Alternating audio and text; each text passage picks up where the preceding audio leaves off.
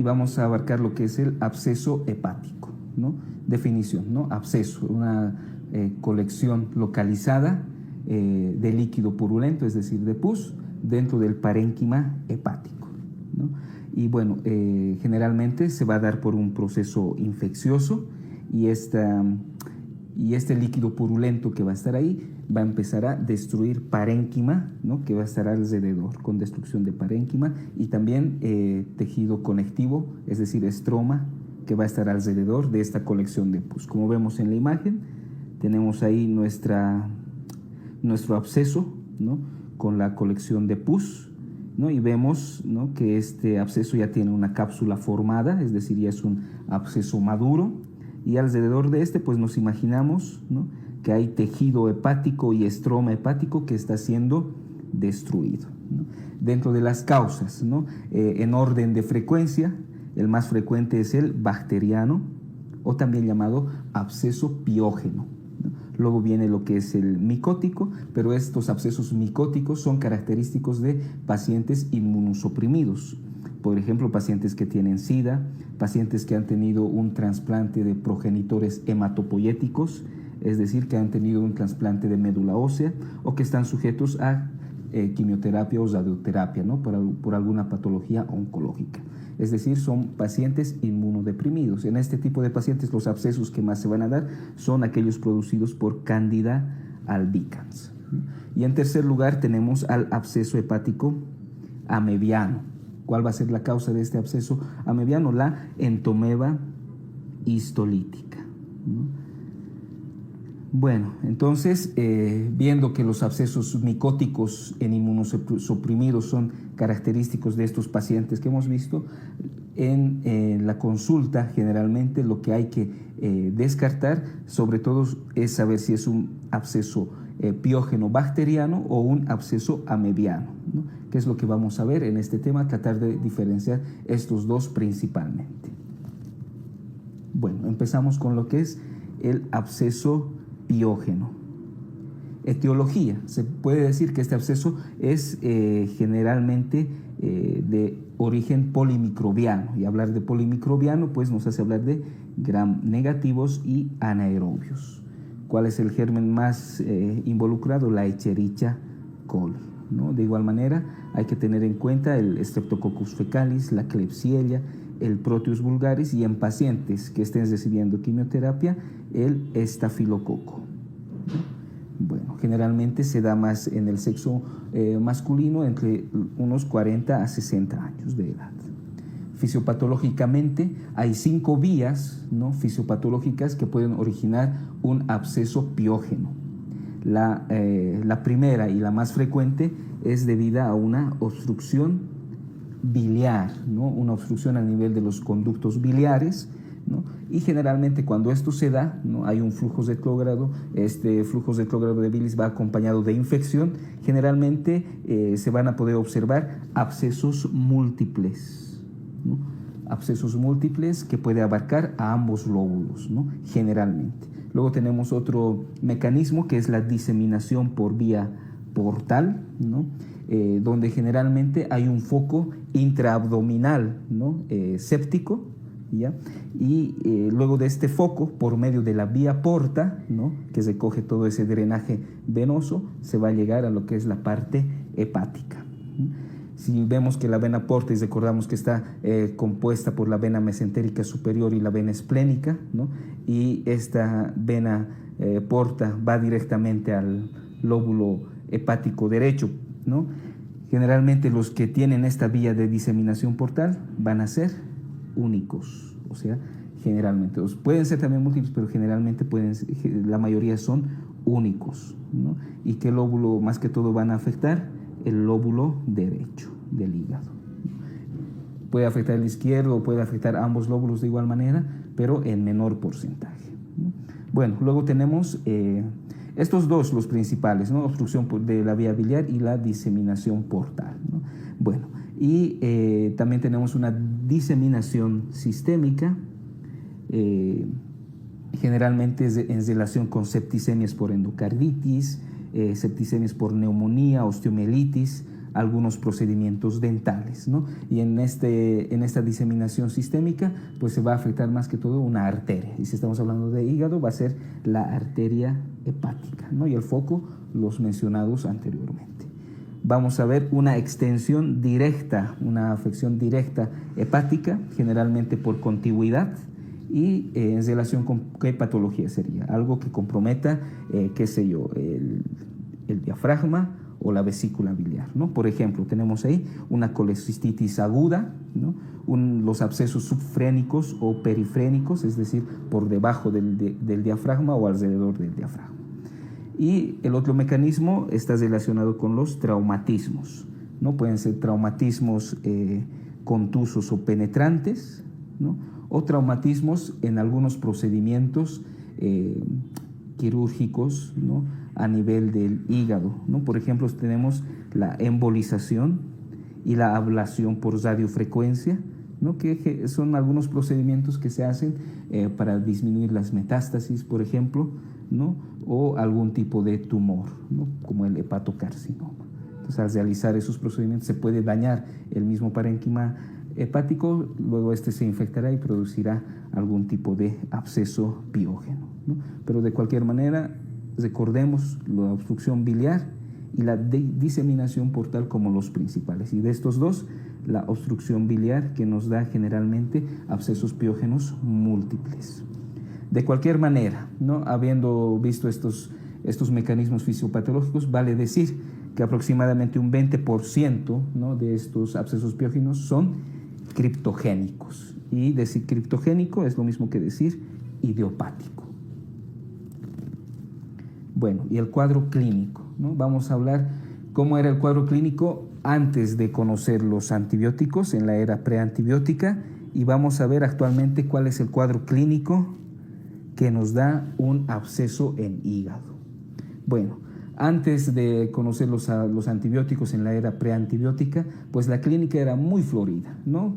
Especialmente nos daba una fiebre en picos, una fiebre muy elevada, dolor en hipocondrio derecho, ictericia notoria, ¿no? Una hepatomegalia, ¿no? Por esa ocupación del parénquima. Podría llegar a síntomas respiratorios por afección diafragmática, también un poco de postración, incluso shock del paciente. Es decir, antes de conocer los antibióticos, la clínica era muy florida. Pero ¿qué es lo que sucede actualmente? Actualmente la clínica es más solapada, ¿no? Una clínica solapada incluso puede llegar a cronificar este absceso. ¿Por qué? Es un dolor sordo. Sordo se refiere a que es un dolor de baja intensidad pero continuo, ¿no? Que el paciente puede aguantar. De cualquier manera es un dolor que aumenta con los movimientos, hay un malestar general acompañante, hepatomegalia, ¿no? En caso sea un absceso de gran tamaño, llega a causar hepatomegalia, solamente un poco de febrícula y disminución de peso, ¿no? Generalmente la disminución de peso que acompaña al malestar general y al dolor sordo, es decir, una clínica solapada, no muy notoria, ¿no? Es más, en ancianos se puede decir que tienen un absceso hepático oculto, ¿no? Que es muy difícil de diagnosticarlo clínicamente. Entonces, por lo tanto, ¿qué es lo que vamos a utilizar aparte de la sospecha clínica, ¿no? Tenemos que utilizar pues, laboratorios, radiografías, ecografías, ¿no? Vemos qué es lo que podemos encontrar como datos clínicos en un laboratorio. Por ejemplo, leucocitosis con desviación izquierda. Si estamos en hígado, la fosfatasa alcalina de igual manera puede estar elevada. Hay datos de VSG elevada y PCR positiva, que son marcadores o son reactantes agudos, ¿no? Que están elevados. Estamos ya en hígado, de igual manera puede comprometer la síntesis de albúmina, es decir, puede haber una hipoalbuminemia acompañante. Y de igual manera, por los factores vitamina K dependientes ya que estarían alterados, puede haber un tiempo, un alargamiento del tiempo de protrombina. En la radiografía de tórax, ¿qué podemos ver? Si ahí nos imaginamos, ¿no? Un absceso en el hígado, pues que en la radiografía de tórax haya un elevamiento del hemidiafragma derecho. También puede esto estar acompañado por contigüidad de una atelectasia o desame pleural en el lado derecho. En la radiografía de abdomen, una hepatomegalia, ¿no? por ese absceso que ocupa parénquima y puede aumentar el volumen de esta glándula, ¿no? Una hepatomegalia. Y generalmente gas extraluminal en hipocondrio derecho o gas en vena porta. Este gas estaría relacionado por ese espacio que se está formando, ¿no? Que poco a poco se llena de líquido purulento, ¿no? Ese gas extraluminal y en vena porta vendría del absceso. Y de cualquier manera, ¿no?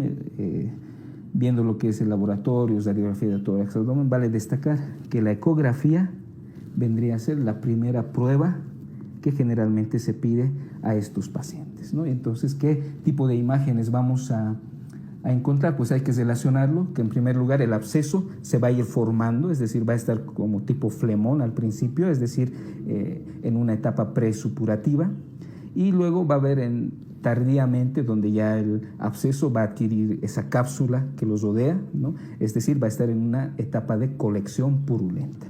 Entonces, imaginándonos esto, vamos a decir que ecográficamente en el estado presupurativo se va a poder encontrar zonas heterogéneas, es decir, algunas van a ser hiperecogénicas, otras hipoecogénicas, generalmente mal definidas, como podemos observar en esta imagen, ¿no? Algunas zonas hipoecogénicas, por ejemplo, y algunas hiperecogénicas. Bueno, y en la fase de colección, ¿qué es lo que se va a encontrar en la ecografía? Una zona central hipoecogénica, ¿no? Rodeados ya de una envoltura periférica hiperecogénica, que vendría a ser la cápsula del absceso. Y como tiene el líquido purulento, pues va a haber un refuerzo posterior, ¿no? Que generalmente se da ecográficamente en todo lo que contiene líquido, ¿no? Y tenemos aquí, vemos el centro hipoecogénico rodeado de la cápsula que es más hiperecogénica, que da su refuerzo posterior, ¿no? Y bueno, a veces puede aparecer incluso ya como una masa sólida, ¿no?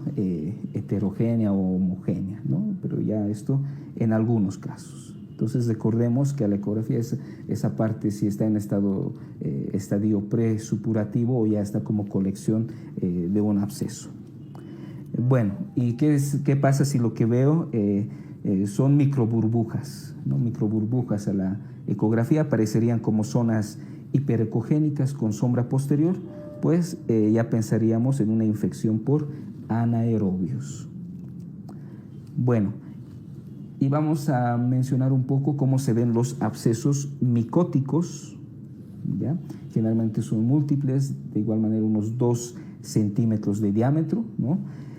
Y pues bueno, a estos abscesos micóticos aparecen como una zona hiperecogénica, y el centro aún es todavía más hiperecogénico, lo que se llama los abscesos micóticos en ojo de buey o en escarapela, ¿no? Entonces, si nos imaginamos, son abscesos ya hiperecogénicos y el centro aún más hiperecogénico, ¿no? Como una escarapela o como un ojo de buey, los abscesos micóticos.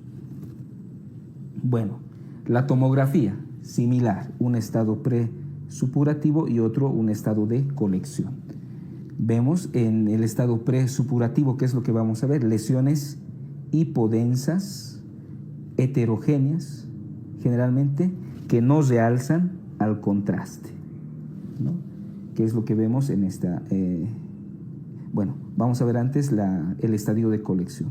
De igual manera van a ser lesiones hipodensas, pero que ya van a estar rodeados por una envoltura un poco más gruesa que sí se alza con contraste, que es lo que tenemos en la imagen, ¿no?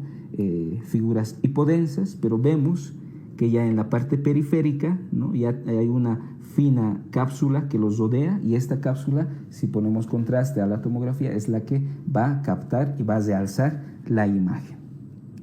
Y bueno, si hay contraste, de igual manera se va a ver una zona hiperdensa en fase arterial, ¿no?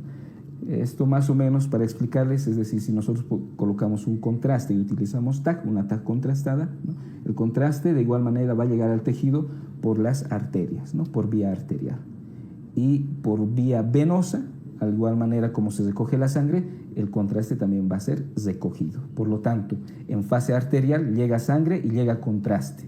Va a ser captado, va a dar esa imagen contrastada en fase arterial, ¿no? Pero se va a recoger la sangre, entonces va a haber una fase venosa sin contraste, ¿no? A eso se refiere zonas hiperdensas en fase arterial, ¿no? Que de cualquier manera va a ser igual la cápsula la que se va a contrastar en fase arterial. Y lo mismo que decíamos, si hay burbujas de gas o niveles hidroaéreos, tenemos que pensar en una infección por anaerobios. Bueno, ya la resonancia magnética, podemos ver lesiones hipointensas en T1 e hiperintensas en T2, ¿no? Y si usamos contraste, un reforzamiento periférico hiperintenso. Bueno, esto de T1 y T2 es más que todo jugar con esas ondas electromagnéticas que utiliza la resonancia magnética, ¿no? Y el contraste que en algunos momentos lo utiliza, ¿no? Pero creo yo que saber las características de la ecografía y la tomografía son en este momento más importantes. Y el tratamiento, si estamos hablando de un absceso formado por varias bacterias, ¿no? Pues el tratamiento se basa especialmente en el uso de antibióticos por vía intravenosa, ¿no? Generalmente se utiliza un beta-lactámico para cubrir gram positivos, aminoglucósidos para cubrir gram negativos y el metronidazol para cubrir anaerobios, ¿no? Recordemos que el origen es polimicrobiano. ¿Por cuánto tiempo? Mejor unas 2 semanas, 14 días, ¿no? De este tratamiento antibiótico. Es más, después de esos 14 días intravenosos, pues pasamos a lo que es la vía oral por unas 2 semanas más, ¿no? Entonces, más o menos ese es el tratamiento antibiótico que se maneja. Y esto tiene que ir acompañado generalmente para una buena respuesta. Si estamos hablando de un absceso, pues hay que drenarlo, ¿no? Pues se puede utilizar agujas o catéteres para este drenaje. Es decir, antibióticos y su drenaje. Y tratamiento de la obstrucción de las vías biliares que pueden estar comprometidas, ¿no? Entonces, su antibiótico terapia, primero endovenosa, luego vía oral, acompañado de su drenaje. Generalmente con esto hay una buena respuesta de estos abscesos piógenos o bacterianos. Bueno, ¿qué es lo que pasa si la TAG y la resonancia no nos dan un diagnóstico todavía muy orientativo, ¿no? Entonces lo que se tiene que hacer es una punción aspirativa que puede estar guiada, ¿no? Ya sea por TAG, ¿no? O por ecografía, ¿no? Pero esta punción aspirativa con una biopsia de la cápsula sí es muy importante para llegar a un diagnóstico más específico, más certero, y al mismo tiempo también sirve para tratar, ¿no? Porque se puede aspirar el contenido. Luego tenemos lo que es el drenaje percutáneo con catéter, o sea, entramos por vía cutánea, y generalmente se utiliza para abscesos mayores de 4 centímetros. De igual manera, hay que saber que se puede hacer una debridación quirúrgica de estos abscesos en caso de que los drenajes percutáneos hayan fallado o haya una rotura de este absceso, o haya una fuente intraabdominal que esté causando este absceso. Bueno, y el pronóstico, ¿cuál sería? Hay una mortalidad entre 6 a 20% y hay más riesgo de mortalidad en casos de una escala de Apache pronóstica y de gravedad mayor a 15 puntos. El paciente sea resistente a los antibióticos, hay abscesos formadores de gas, la infección por anaerobios cause más riesgo y un nitrógeno ureico sérico mayor a 7.8, ¿no? Una afección renal, ¿no? Entonces, todos estos casos aumentarían el riesgo de mortalidad. Bueno, ahora vamos a ver lo que es el absceso amebiano, ¿no? Etiología. ¿Cuál va a ser la etiología? Pues se considera que el absceso amebiano en sí va a ser la complicación más frecuente de la infección por entomeba histolítica, ¿no? Y va a ser más prevalente en lugares que sean endémicos para amebiasis, ¿no? Como nuestro territorio. Bueno, ¿cómo se hace un poco la fisiopatología? Esto empieza con la ingesta, ¿no? Ya sea de un alimento o agua contaminada, es decir, por vía oral empieza todo esto. Los quistes de la ameba van a entrar por vía oral, van a llegar a lo que es la luz intestinal y ahí van a empezar a madurar estos quistes, y un quiste maduro va a liberar los trofozoitos a nivel del epitelio intestinal. Esto va a llegar a lo que es la vena porta, y por vena porta llegamos especialmente al lóbulo derecho del hígado, ¿no? Entonces, más o menos ese vendría a ser el camino que recorre estos quistes y trofozoitos de la entomeba histolítica, ¿no? Vale decir también que si esto sucede por vía sistémica, por vía arterial, pues los abscesos amebianos se pueden dar a nivel de cerebro o a nivel pulmonar, ¿no? Pero como ahora queremos llegar a la parte hepática, pues nos basamos en lo que es la vena porta, ¿no? Y todo lo relacionado con esta circulación.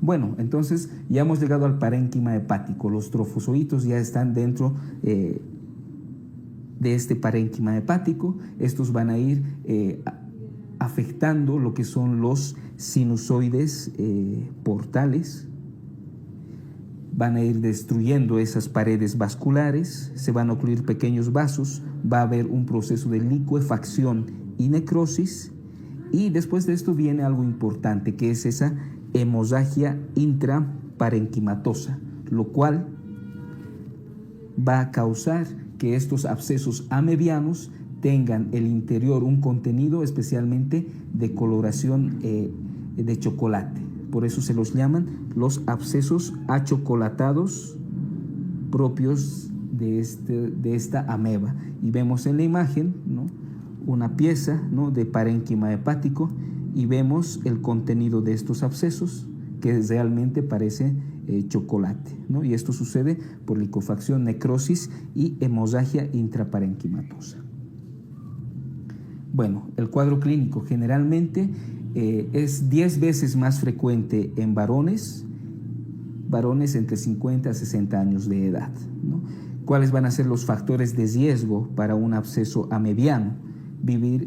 Los viajes recientes, especialmente a zonas endémicas, para entomeba histolítica, pacientes inmunosuprimidos, el uso crónico de esteroides, ¿no?, que de igual manera produce una inmunidad disminuida celular principalmente. Bueno, vamos a ver generalmente que estos abscesos amebianos, la gran mayoría son únicos, ¿no? Y esto nos puede servir a diferencia del anterior de los piógenos, ¿no?, que la mayoría eran múltiples. Pueden ser múltiples, pero la gran mayoría son únicos en lo que es el absceso amebiano. Hay una fiebre vespertina elevada entre 38 a 40 grados centígrados. Va a haber de igual manera dolor en hipocondrio derecho, afección del estado general, disminución de peso, hepatomegalia, es decir, una clínica solapada, ¿no? Y si el absceso se rompe hacia cavidad peritoneal, lo que va a causar es una peritonitis.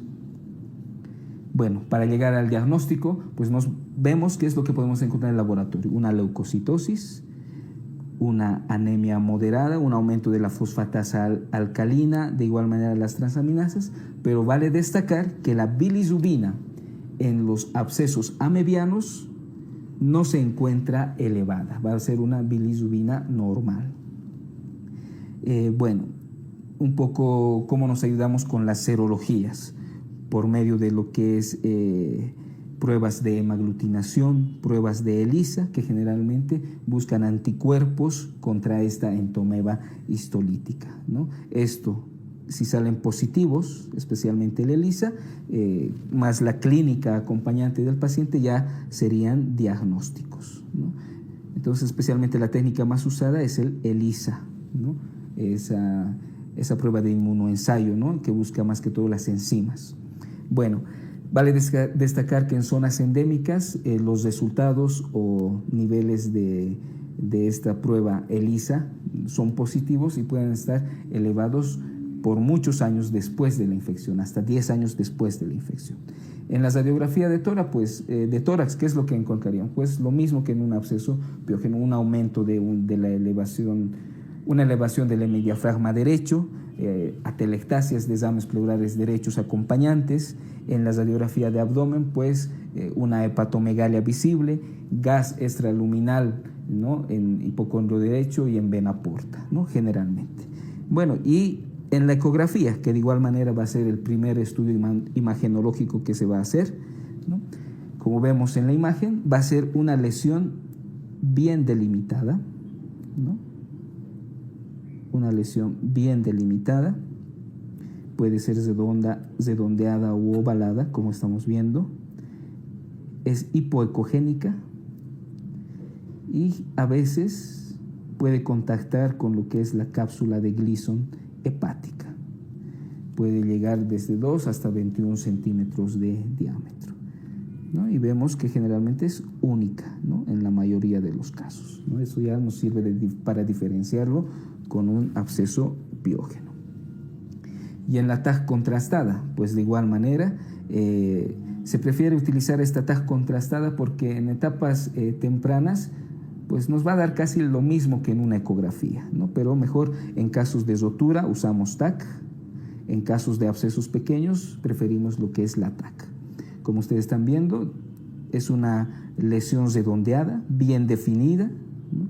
La pared puede contrastarse y la zona periférica esta puede estar edematosa.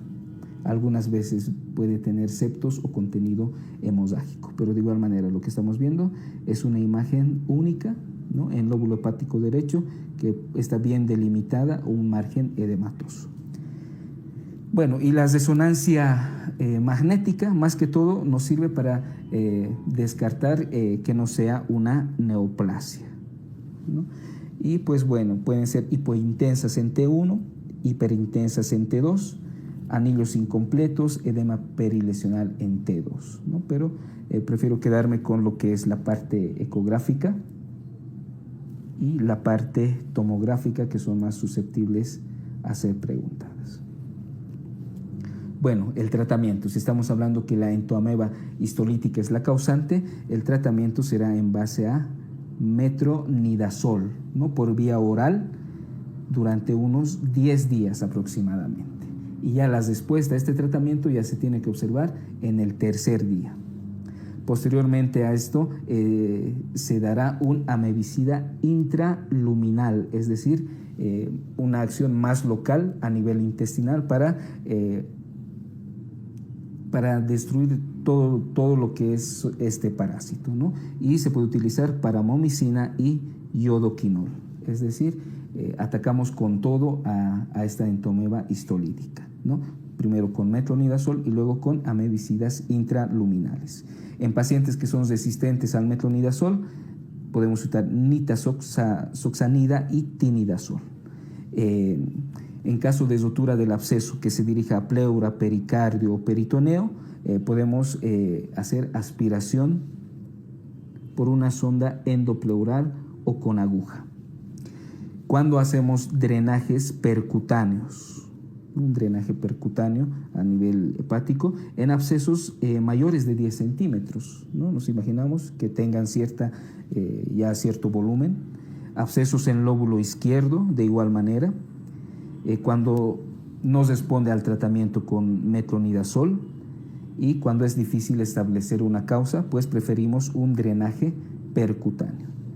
Y la cirugía generalmente se utiliza en casos de cuando un absceso amebiano azoto hacia cavidad peritoneal y está dando una peritonitis o una fístula crónica. En esos casos nos vamos a una cirugía mayor.